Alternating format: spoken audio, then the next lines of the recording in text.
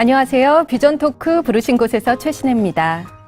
다양한 일터에서 하나님이 주신 소명을 자신의 삶으로 살아내고 계신 분들 모시고 지나온 삶에 역사하셨던 하나님의 섭리와 함께 나누고 싶은 미래의 비전에 대해서 이야기 나눠보는 시간입니다.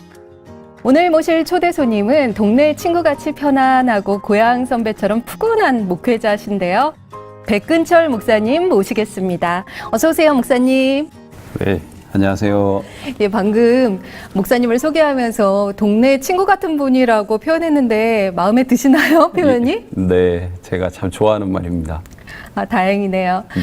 목회로 바쁘실 텐데 이렇게 초대에 응해 주셔서 감사합니다. 초청해 주셔서 감사하죠. 네. 올해 초에 그럼 향학을 마치시고 네. 지금은 강원도 궁촌에서 목회하고 계신 거죠? 네. 그동안 주로 서울에 계시다가 오랜만에 지방에서 목회하시는 걸로 알고 있는데 강원도 생활은 어떠신가요? 환경도 아름답고 동네 사람들도 정이 많고 또 교우님들이 교회 중심적으로 살아요. 자기 삶의 중심이 교회예요. 그래서 네. 예, 뭔가 그 전에 교회 공동체는 이랬었겠구나 하는 생각도 하고, 이거 참 괜찮구나 하고 배우는 것도 되게 많아요. 아, 그렇습니까? 예, 예. 아마 제 생각에는 목사님께서 궁촌교회에서 사랑을 듬뿍 받으실 것 같아요. 아무래도 서울에 비해서 농촌은 연령대가 좀 높은 편이잖아요, 성도님들께서. 네, 예, 네, 그런데 목사님은 젊은 분들도 목사님을 좋아하지만 의외로 연세가 지긋하신 분들한테 인기가 많으시더라고요. 그런가요? 제가 이걸 언제 알게 됐냐면요. 저희 네. 어머님이 요즘 유튜브 영상 보는 재미에 푹 빠지셨어요. 네. 얼마 전에도 영상을 보고 계시길래 엄마 어떤 거 보세요? 하고 여쭤봤더니 요즘 백근철 목사님 설교를 열심히 보고 계시다는 거예요. 깜짝 놀랐죠. 네. 이런 말씀 드리면 좀 주제 넘은 것 같긴 한데 저는 솔직하게 목사님 설교가 3040 세대한테 더 많은 호응을 받을 수 있는 그런 주제나 스타일이라고 그동안 생각해 왔었거든요. 네. 그런데 70대이신 저희 어머님이 그렇게 열심히 보시는 걸 보고 그렇지 않구나 라는 거를 알게 됐어요. 비결이 뭔가요? 글쎄요. 그게 뭐 일단 비결이라 하면요. 네. 제가 설교하는데 되게 중요한 도구이자 참고서격인 예언의 시인이 아닐까 그런 생각이 들고. 예언의 신요? 예언의 시인이 가지고 있는 그 통찰력, 아니면 우리가 또 뭐 세대는 달라도 네. 어쨌거나 우리 교회 그 신앙을 역사적으로 형성해 오고 네. 신앙적인 전통과 문화의 중심에 있는 게 예언의 신이니까 네. 어쩌면 그 세대를 초월한 공감의 힘은 어쩌면 저 자신에게 있다라기보다는 네. 예언의 시인에 있을 거라고 생각이 되고, 네.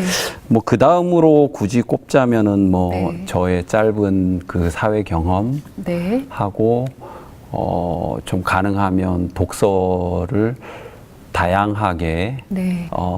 하려고 노력했던 그 부분일 것 같은데요. 네.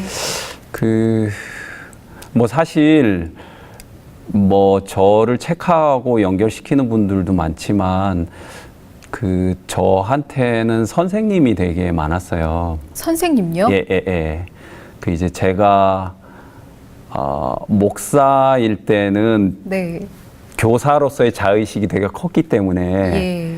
이제 그런 생각을 많이 못했는데, 네. 목회를 사직하고 교인이 되어 보니까 네. 이제 제 주변에서 그 선생님 역할을 해준 분들이 많았죠. 그 중에 하나가 이제 제가 그때 어느 교회 안교장 하면서 네. 교사회의를 했는데, 제가 신학을 했고 목사였기 때문에 아마 사람들은 제가 교사회의를 진행할 자격이 있다고 생각했겠지만, 저는 그걸 하면서 배운 게 더 많았어요. 네. 예, 그래서 그때 같이 교사회의 시간에 들어온 안교 교사들이 젊은 교사들이 많았는데 그 사람들이 되게 그 성경을 깊이 보는 사람들이었기 때문에 네.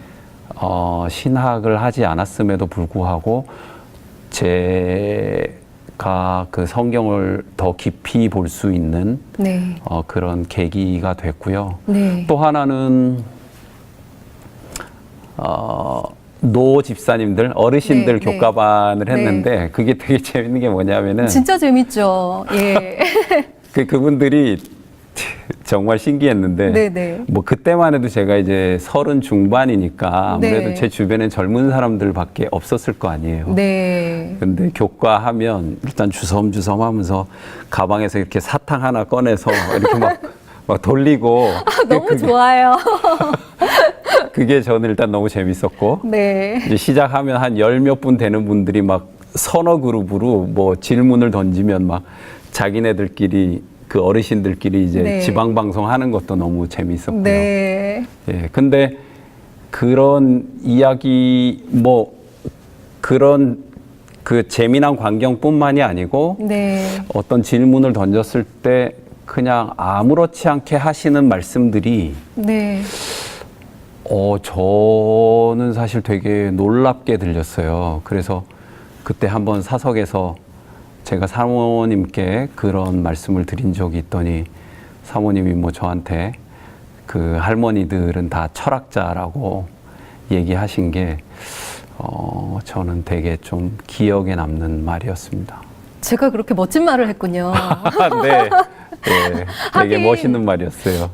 뭐 아프리카 속담에 그런 말이 있다면서요. 노인은 불타고 있는 도서관이다. 뭐 네. 그런 글을 어디선가 본 적이 있는데요. 네. 말씀하셨다시피 저도 노집사님들 너무 좋아요. 집사님들 살아오신 이야기 이렇게 쭉 듣다 보면 어마어마하잖아요. 장대한 네, 맞아요. 역사 드라마가 따로 없어요. 정말. 저도 그분들의 지혜를 배우고 싶다는 생각이 많이 들더라고요. 예.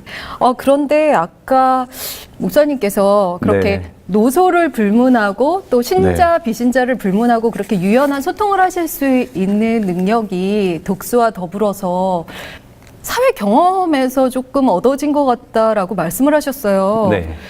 제가 알기로는 목사님께서 모태 신자시고 그리고 3,6교육을 쭉 받으셨고 그리고 신학과를 졸업하신 다음에 바로 목회를 나오신 걸로 알고 있거든요. 네. 그런데 언제 사회 경험을 하신 거죠? 그게 뭐 어떻게 얘기하자면 조금 뭐 길 수도 있는데요. 짧게 말씀드리면은 그냥 뭐 어떻게 보면 별 생각 없이 제가 일단 신학과를 갔고요. 그 4년을 또 생각 없이 학교를 다녔어요.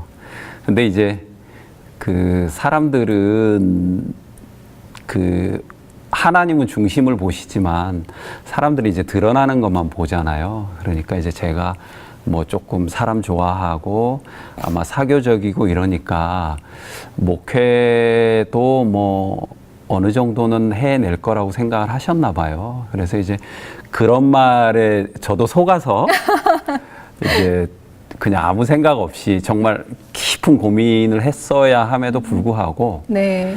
또 뭐 신학을 했다는 이유로 또 그때는 신학 졸업하면 목회하는 게 또 당연하게 생각이 됐어가지고 그렇죠. 예, 뭐 다른 길은 생각도 못했었고 그래서 목회를 했는데 뭐 처음에는 뭐 나름 열심히 해봤습니다. 그런데 뭐 영성이라고 하는 게 뭔지, 네. 뭐 소명이 뭔지, 뭐 그런 거에 대해서 진지한 성찰도 해보지 않은 상황에서 그냥 열심히 하면 된다라는 생각으로 했는데 어느 순간 이제 그런 게 좀 저를 힘들게 하고 그냥 제가 좀 배우 같은 생각이 들더라고요. 배우요. 예. 그냥 이제 목사로서 연기를 하는 거죠.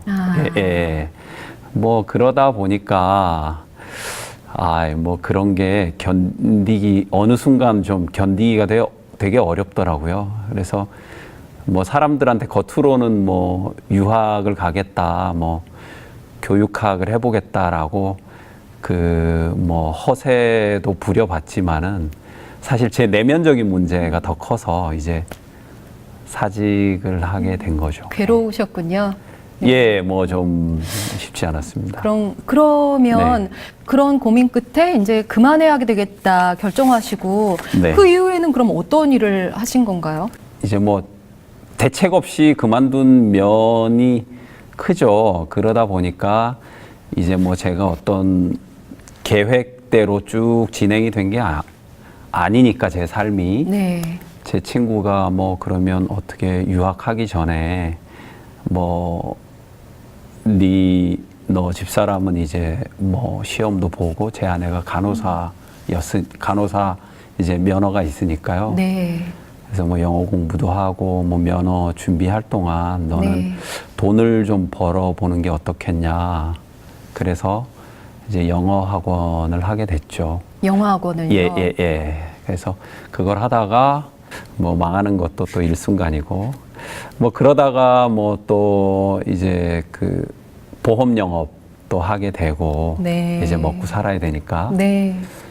그때 되게 아이러니하게도 그 인사발령이 생각났어요. 제가 정말 이제 막 그 사업도 실패하고 막다른 골목에 서서 도대체 뭐 하면서 살아야 될까? 뭐 의욕도 없었지만은 도대체 어떻게 하면 좋을지 모르겠을 때, 네. 그때 하나님이 아니고 어떤 사람이라도 나타나서 야, 너 이거 해, 이렇게 라고 말이라도 해주면 좋겠다라는 뭐 제가 되게 정신적으로 약해져 있을 때 그때 인사발령이 있던 그게 그게 너무 좋은 거였구나. 그런 생각도 하게 됐죠. 예. 뭐 그래요. 재미난 일들이 많았습니다. 지금 생각하면. 그러면 지금은 다시 복직하셨잖아요. 네네. 얼마 만에 돌아오신 거죠? 뭐 한 8년 정도 될 겁니다. 8년이면은 꽤 예. 그래도 긴 시간인데요. 네. 그만두는 것도 쉽지 않은 일이었겠지만 다시 돌아오기로 결정하시는 것도 결단코 쉬운 선택은 또 아니었을 것 같거든요. 또 어떤 계기가 있으셨을 것 같거든요. 네, 뭐 그때는 사실 잘 몰랐는데 이제 지나고 보면 사람들이 생각을 하게 되잖아요. 그래서 그때 당시에 몰랐던 생각들을 또 조금은 그 객관적인 입장에서 네. 아니면 조금은 뭐 냉정하게 뭐 어떻게 보면 합리화라고 볼 수도 있고 어떻게 보면 되게 긍정적인 시각이라고 할 수도 있는데 네. 뭐 제 입장에서는 뭔가 그래도 하나님의 인도하심이 아니었을까 하는 일들이 있었어요.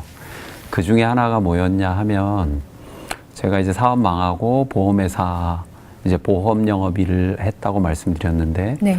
그때 만났던 그 고객들이 저도 처음엔 잘 몰랐어요. 이제 네. 먹고 살려고 막 열심히 그걸 했는데 재림교인이 아닌 타교파 신자들을 이제 인맥이 자꾸 넓어지니까 만나게 됐단 말이에요. 근데 저의 그 신분이나 뭐 제가 속한 교단, 뭐 저의 신앙 정도, 저의 예전 직업 이런 걸 잘 모르는 분들이 자기 신앙 이야기 아니면 뭐 고민 상담 같은 걸 막 하더라는 거죠. 그것도 뭐 조그만 회사에 뭐 이사 이런 사람들이면 그래도 나름 일도 많고 바쁠 텐데 저를 붙들고 뭐 한 2시간씩 보험 이야기가 아니고. 예. 아니 그러니까 사실 네. 제가 이제 보험 계약을 해야 먹고 살잖아요. 그렇죠. 그러니까 이제 좀 정체성의 혼란이 오는 거죠. 막 뭐 그런 사람 그렇게 하고 또 고객이라는 사람들이 저를 이제 불러내서 뭔가 뭐 소개를 해주거나 네. 뭐 보험에 대해서 질문을 하거나 그런 뭐 재정 설계에 대해서 관심을 가져야 되는데 뭐 기도해 달라 하거나 뭐 신앙 상담을 하거나 막 이렇게 하니까 좀 정체성의 혼란이 있었습니다.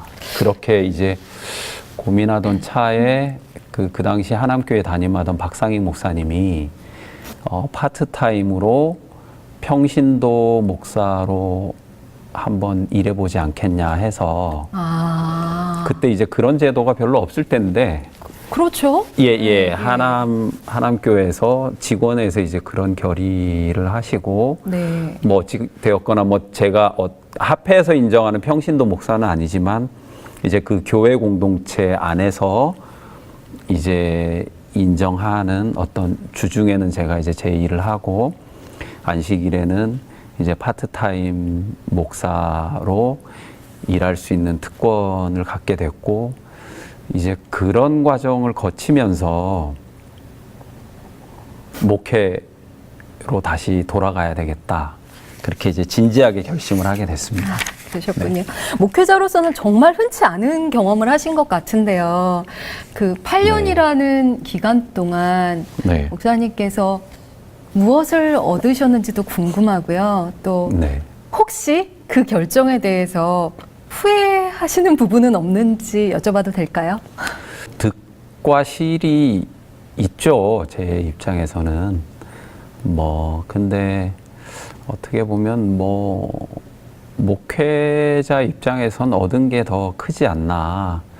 제 인생이나 아니면 저희 가장으로서의 가족을 책임져야 되는 그런 부분으로서는 어쩌면 굉장히 이제 가족의 희생을 많이 강요한 나쁜 가장이었고요. 예, 그런 게 어떻게 보면 좀 실이라고 할 수 있고, 득이라고 한다면 그때 이제 평신도로서 살면서 교인 입장에서 이제 제 목회를 좀 많이 돌아보게 됐어요. 그래서 맨날 이렇게 설교하던 입장에서 이제 앉아서 설교를 들어보니까 금요일 날 일 끝나고 교회 오는 사람들이 얼마나 어렵게 왔겠구나. 아니면 이제 또 저도 졸면서 설교를 들으면서 이제 조는 교인들 입장도 좀 이해를 해보게 되고, 또 재밌는 건 보험회사에서 일을 하면서 거기서 일해 보니까 제가 이제 그 교인 관리 내지는 관리 목회라고 했던 게 잘못하면 어떤 그 보험회사에서 하는 어떤 세속적인 그 영업 방식의 형태도 될 수가 있겠구나. 정말 어떤 극단적인 효율을 추구하게 되면요. 네. 그래서 이제 어떤 세속적인 견지에서 보면 제가 교인을 양이 아닌 숫자로 보고 목회 성공을 어떤 숫자가 늘어나는 거 무슨 그런 관점에서 세속적인 관점에서 제가 목회를 생각했던 거를 좀 많이 돌아보게 됐습니다. 흔히 오랜 시간 동안 우리가 특정 집단에 속해서 살다 보면 개인이 일부러 노력하지 않는 한 그 집단의 관점으로 세상을 보게 될 가능성이 큰 것 같은데요. 목사님께서는 재림교회 목사로서 세상을 바라본 경험도 있으시고 또 사회 구성원으로서, 그러니까 경쟁사회 일원이 되셔서 그 시각으로 또 우리 재림교회를 바라보신 경험이 있으시잖아요. 그래서 한 가지 경험만 있는 사람보다는 좀 더 확장된 관점을 가지고 계실 것 같아서 이 질문을 드려보는데요. 우리 재림 성도들이 세상에 대해서 좀 가져야 할 태도랄까? 아니면 이런 태도는 조금 우리가 수정할 필요가 있어 보인다, 이렇게 생각하시는 부분이 있다면 어떤 것이 있을까요? 한 두 가지로 말씀을 드릴 수 있을 것 같은데요. 네. 첫째는 외부적인 관점이 필요할 것 같아요. 그러니까 우리가 교회에서 만약에 간증을 듣는다 그러면 사실 이 안에 있는 사람들의 말만 많이 듣거나 아니면 또 밖에서 들어온 사람의 말을 듣잖아요. 그렇죠. 예, 근데 완전히 밖에 있는 사람의 말이나 아니면 이 안에 어떤 그 불만을 품고 나간 사람들한테는 우리가 기회를 안 주거든요. 들을 기회가 잘 없죠. 예. 근데 사실은 그게 좀 불편하더라도 그런 이야기를 들으려고 의식적으로 노력할 필요는 있다고 생각합니다. 그게 뭐 1년에 한 번이 됐건 어쨌든 어떤 특별한 행사가 됐건 간에 네. 우리가 그런 걸 위해서 의식적으로 노력을 해야 네. 우리 사고도 조금 유연해지고 조금 더 객관적인 입장에서 우리를 바라볼 수 있는 시각도 갖게 될 것 같고요. 네. 또 하나는 그 진리에 대한 그 이분법적인 사고인데요. 네. 우리는 이제 신앙을 하다 보면은 교회하고 세상을 의식적으로 자꾸 나누게 되고 그 선과 악이 있을 때 어떤 선은 선끼리만 있어야 된다라고 하는 그런 사고가 강한 것 같아요. 그래서 이거는 그 무슨 이야기냐면은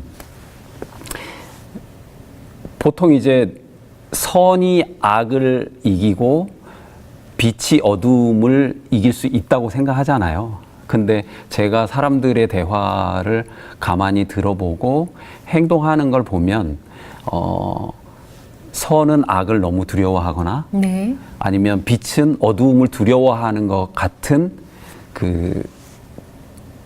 같은 생각을 하게 돼요. 이렇게 네. 사람들을 보게 되면. 네. 그 너무 지나친 두려움을 갖고 있지 않나. 네. 오히려 우리가 진리에 대해서 확신이 있다면은 네. 한번 나가보는 거죠. 그래서 네. 어두움 쪽으로 나가보고 네. 그다음에 이것이 정말 선이라면은 악과 한번 부딪혀 보는 거죠. 네. 그래서 저는 이거를 진리의 하이브리드적 실험 내지는 진리의 하이브리드 실험이라고 뭐 얘기를 하고 있는데요. 네.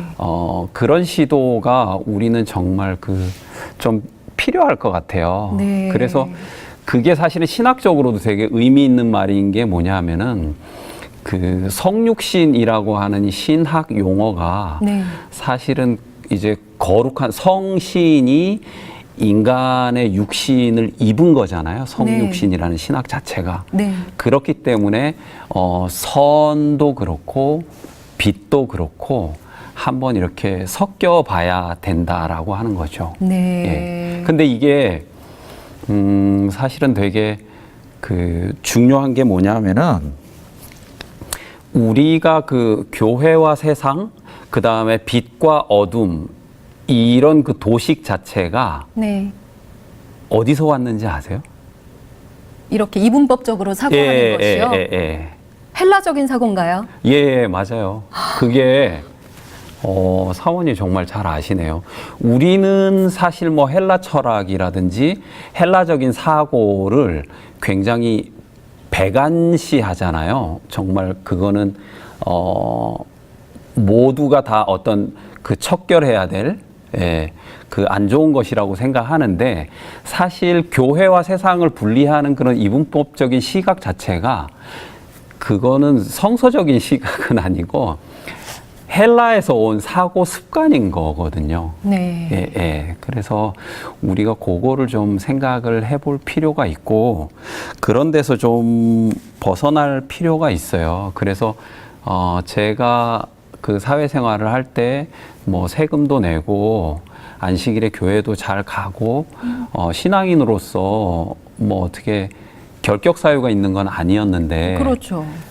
사람들은 이제 저를 보기에 그냥 성직을 버리고 타락한 사람처럼 생각하는 걸 보면서 우리가 정말 어떻게 보면 철저하게 사고가 헬라적이 아닌가 그런 생각도 해보게 됐죠.